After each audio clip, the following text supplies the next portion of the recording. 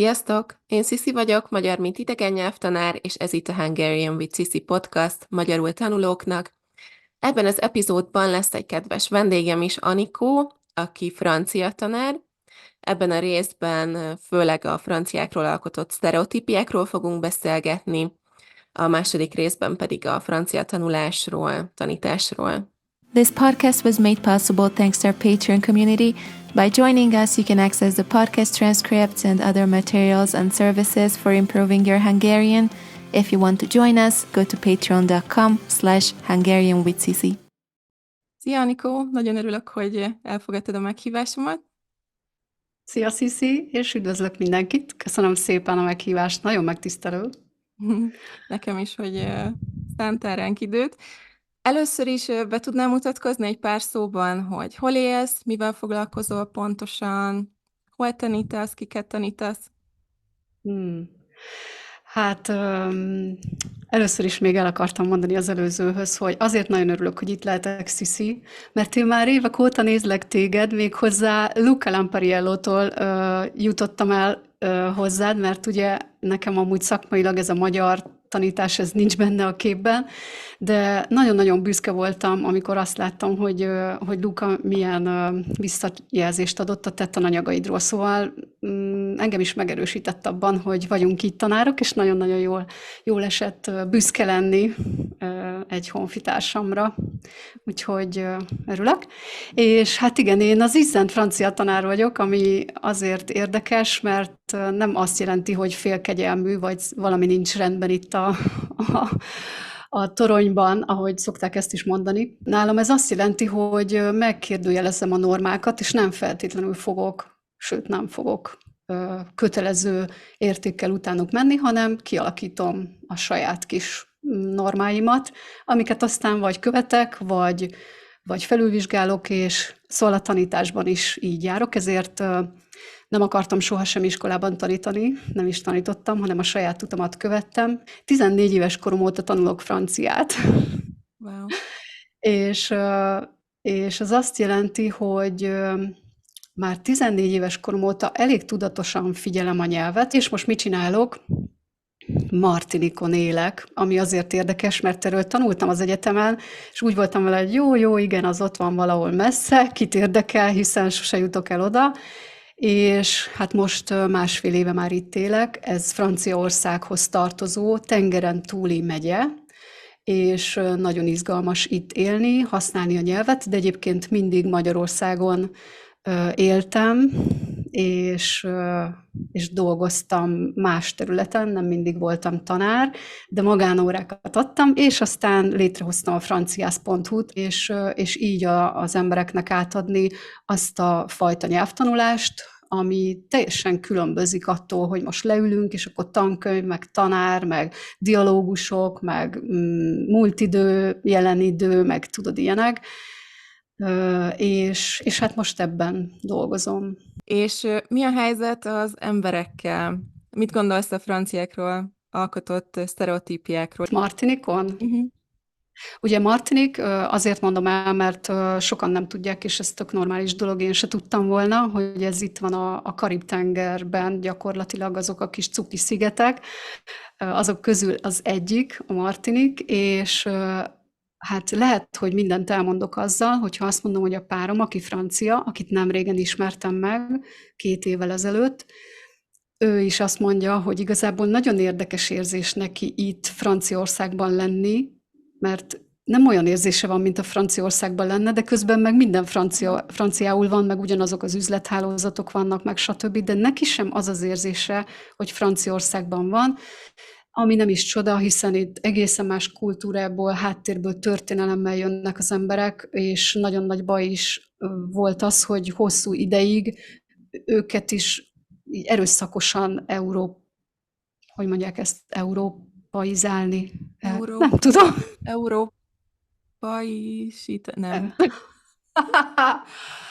Na, hát ez az, még magyarul sem tudom. Európaivá akarták tenni. Jó, van ennyit erről, de az a lényeg, hogy egy teljesen más habitus, itt ugye mindenki biláng, franciául tudom mondani, bilingual, kétnyelvű, mert hogy alapból mindenki beszéli a kreolt és a franciát. Ezt én nagyon-nagyon izgalmas dolognak tartom. Őnekik ez olyan semmit, tudod, hogyha megkérdezed, akkor ők azt mondják, hogy egy nyelvet beszélnek, mert nekik ez a kettő az egy, az anyanyelv, és kész. De úgy váltanak egyik meg a másik között, hogy bámulatos imádat. Mhm. És milyen sztereotípiák vannak egyébként a te fejedben a franciákról? Hát ez nagyon érdekes, mert ugye én elég régóta benne vagyok már ebben a franciás dologban, és az a különleges, hogy nem egy idő után, ha benne vagy, akkor nem tudsz már kívülállóként tekinteni rájuk, illetve azzal, hogy beszéled a nyelvüket, még ha nem is, tehát amikor még sokkal kevésbé beszéltem, Mm, valahogy más arcukat látod, mint hogyha angolul szólsz hozzájuk. Tehát olyan félig bevesznek a bandába, tudod? És ez ilyen nagyon érdekes, mert akkor már egy kicsit másképp látod őket, mint például, hogyha turistaként odamész, és akkor látod őket valamilyennek, illetve az a kérdés, hogy hova mész turistaként, Párizsba, vagy Dél-Franciaországba, vagy Normandiába, mert egészen mást fogsz látni. Uh-huh. És mondjuk így, ha megerőltetem magam, akkor ugye szokták azt mondani, szerintem ez a legerősebb sztereotípia, de mondd el te, hogy kívülről, te hogy látod, vagy hallod, hogy mi szerint egy kicsit olyan kis bumfordiak a franciák, vagy esetleg ilyen magas lóról néznek le az emberre, vagy akár még udvariatlanok, vagy ilyesmi. Ezt nem tudom, hogy te hallottad-e. Uh-huh. Igen, meg az az igazság, hogy tapasztaltam is, viszont nagyon-nagyon kedves, nagyon cuki franciákkal is találkoztam, meg francia diákjaim is voltak, meg tanultam együtt Lengyelországban, franciákkal egyetemen, és ezt a lenézést például én nem úgy éltem meg, hogy úristen, milyen magas lóról beszél ez a srác, csak nagyon vicces volt, hogy például amikor együtt tanultunk lengyelül Lengyelországban, akkor volt egy ilyen bemutatkozós rész, amikor fel kellett tenni a kezünket, hogy ki jött Magyarországról, ki jött, nem tudom, Törökországból, csak mondtam valamit, és, és akkor mondták, hogy ki jött Franciaországból, és akkor az egyik srác ő mondta, hogy nem Franciaországból, Párizsból.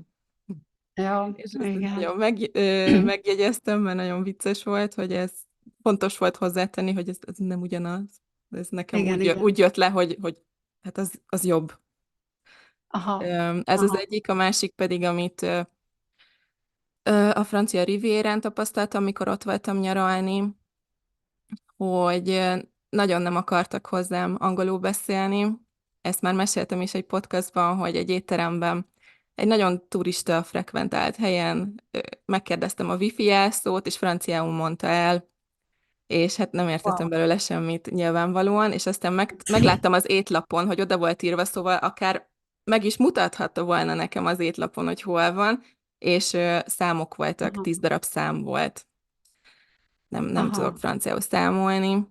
Hát Be- igen, ez nem feltétlenül része az általános műveltségnek. És a reptéren sem igazán akartak hozzám angolul beszélni, a párizsi reptéren. Szóval Aha, ott azért nagyon meglepődtem, hogy mennyire egyszerű dolgokat nem akarnak mondani, és könyörögnöm kell, hogy nem tudok franciául, légy szíves, mondd, de angolul, köszi. Az nagyon érdekes élmény volt. Ott nem nevettem annyira, mert épp késésben voltam, szóval az kicsit frusztráló volt, de egyébként inkább vicces tapasztalataim voltak, mint nagyon, nagyon rossz. mhm. Hát igen, hallottam már én is ilyeneket, ilyen rémtörténeteket, meg olyat is egyébként, amikor az én tanulóim ugye őket az bosszantja inkább, hogyha szeretnének angolul beszélni, mondjuk leginkább Párizsban hallom ezt, vagy bocsánat, franciául, angolult mondtam, ugye, de én franciául Mhm. akartam mondani, tehát hogyha szeretnének franciául beszélni, és azonnal átvált a francia angolra. Képzeld el, hogy ők emiatt szoktak panaszkodni, mert ezt tiszteletlenségnek is élik meg, mert hát ő szeretné tanulni, gyakorolni a franciát, ugye ott van Párizsban, a legjobb helyen, úgymond a nyelvi környezetben, erre nem hajlandó vele franciául beszélni a francia. Én azt tudom mondani, hogy én életemben egyszer szembesültem tényleg bunkósággal. Amúgy meg én csak vagy olyan franciákkal találkoztam, akik akár magyarok is lehetnének, tehát hogy ugyanúgy találkoztam kedvtelenebbel, jobb kedvűvel, őszintébbel, poénkodóval, csak emberek ugyanolyanok, mint mi. Persze. Itt Martinikon is egyébként nagyon-nagyon izgalmas látni az embereket, de a végén mégiscsak arra jutok, hogy ezek is csak emberek, figyelj rájuk, legyél minimálisan kedves, vagy legalább valamennyire, meg tisztelettudó, tehát legfőképpen figyeld őket, nem az van, hogy ide jössz, aztán elkezded verni a nyáladat, hogyha ők tessék, milyen jó kifejezést hoztam a magyarul tanulóknak. Ezt is ismerni kell. Hogyha kimész mondjuk a strandra, és ők a nagy-nagy hangfallal hallgatják a zenét, te meg éppen szerettél volna egy nyugis vasárnapot, hát de ők vannak itt, és ők a zenével élnek. Nincs olyan Martiniki, akinél ne lenne egy hangfal, miközben az utcán bandukol. Ez nagyon vicces.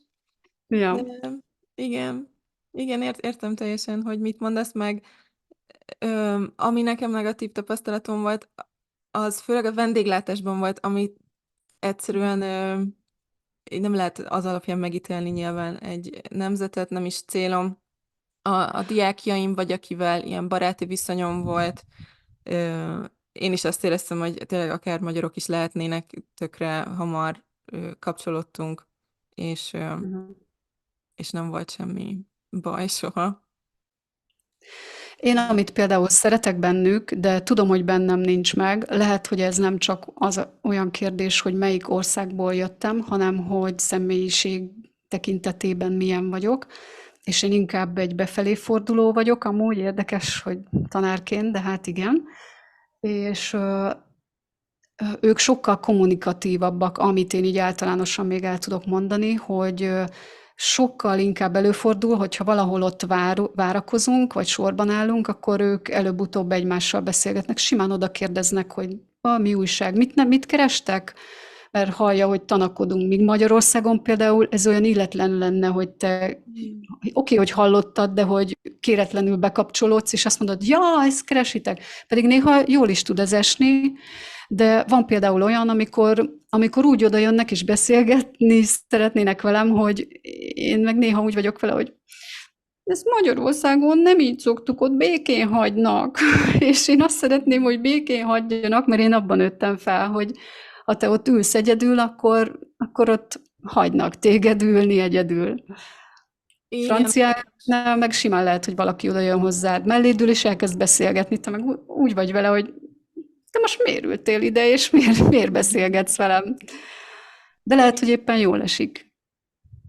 hát ez volt az első gondolatom nekem is, ahogy ezt mesélted, hogy hát már nem, de azért régebben abszolút ez lett volna az első gondolatom, hogy miért szólsz hozzám? Amikor ide költöztem, akkor direkt több borravalót adtam annak a sofőrnek, aki nem szólt hozzám az úton, és most meg már én kezdeményezek beszélgetést, szóval ez változott, de hogy azért nekem régen nagyon ott volt az a fejemben, hogy miért szólsz hozzám, ne szólj hozzám, miért mosolyogsz, miért nézel rám. Igen, főleg Amerikában szerintem meg ez még inkább így van, mert ott vannak ezek a kötelező udvariasságok, hogy még a pénztáros azt is megkérdezi tőled, hogy how are you doing? És közben annyira már nem vár választ, csak mégis. De hát a franciáknál is megvan ez a szavá, de ezt néhányan így elítélik, én meg úgy vagyok vele, hogyha az ember nyelvet tanul, megismer másik embereket, másik kultúrát, akkor nem szabad, legalábbis nem jó hozzáállás, elutasítani csak azért, mert te nem ezt tanultad. Maradj nyitott, figyeld, mert lehet, hogy az csak egy felszínes kérdés volt, egy small talk, amit mi magyarok nem nagyon csinálunk, vagy akkor ott feszengünk benne, ami közben nem biztos, hogy rossz dolog, mert hozhat jót is neked. Lehet, hogy épp jól esik, hogy valaki megkérdezte, hogy vagy, és lehet, hogy pont emiatt tudnak elkezdeni beszélgetni, vagy tudsz elkezdeni beszélgetni. És én azt mondom, hogy nagyon sokat tanít a nyelv ilyen szempontból, hogy nyitott maradj a másik fajta emberre, és ez a hozzáállás könnyebbé teszi a nyelvtanulást is, mert nem az lesz benned, hogy jaj, de hülyén mondják, mi ezt nem így mondjuk, miért így mondják, miért úgy ejtik ki. Ez egyáltalán nem logikus, mert amíg benne van az emberben ez az ellentartás, az tudod, olyan, mint amikor nyújtanod kell a karodat, és vért vesznek, vagy szúrit adnak, és azt szokták mondani, hogy lazítsd el az izmodat, mert ha így tartod a karodat, akkor tudod. De bocsánat, nem folytatom, nem akarom, hogy rosszul legyél. De értem, és én teljesen egyetértek ezzel, főleg, hogy nem is kötelező mindent használni, viszont ha valami létezik a nyelvben, akkor ismerni jó, és hasznos. Aztán mindenki eldönti, hogy mit használ, meg mit nem használ. De egyébként érdekes, hogy ezt a példát hoztad, mert ez volt az egyetlen dolog, amit tanítottak nekünk a francia diákok Lengyelországban, és én nem tudom, hogy rosszul emlékszem-e, vagy nem, javíts ki, ha tévedek, de ők azt mondták, hogy ez egy komplett dialógus, hogyha én azt mondom, hogy szeva, és ő azt válaszolja, hogy szeva, és ezt így lehet Aha. csinálni, hogy az a kérdés, hogy szeva, és az a válasz, hogy szeva. Ez pontosan így van, nagyon jól emlékszel. Igen. És ezzel Igen, szórakoztunk. igen. Úgyhogy nekem csak jó emlékeim vannak erről a szevázásról. Igen, én is azt mondom, hogy nekünk fura lehet, főleg, hogy egyébként ezt ők akár naponta 3-szor is megkérdezik tőled, mert ez ugye nem csak a hello, Mizu, hogy vagy, hanem például az is lehet, hogy na, minden oké. És tudod, ezt mi is megkérdezhetjük egymástól, mondjuk mielőtt, nem tudom, mielőtt elmegyünk közösen ebédelni a munkahelyen, és akkor megkérdezzük, na, minden oké, indulhatunk? És akkor oké, ça va, on y va? Mhm. Simán meg lehet kérdezni, meg simán csak akkor is, amikor mondjuk látja, hogy fáradt vagy ilyenek, lehet, hogy meg fogja kérdezni, hogy ça va? Ça va, toi? Mhm. És magyarul például az az érdekes, hogyha egy kicsit kívülről nézzük minket, magunkat, bocsánat, tehát magyarokat, én már láttam magam külső szemmel, amikor 7 franciával 10 napig egy katamaránon voltam, szegény én, itt a Karib-tengeren, szóval így egy pár könnyet ejtsünk Anikó sorsa felett, és de akkor tudod, akkor 10 napig te 7 franciával be vagy zárva, azért egy nagyon csúcs katamarán volt, 2 fős szobákkal, külön fürdőszobával, meg minden, szóval ne úgy képzeld, hogy ott nyomorogtunk, de azért ott vagy a vízen, és nincs az, hogy hát most én elugrok boltba, vagy addig csináljatok valamit. És ott láttam magamat kívülállóként, hogy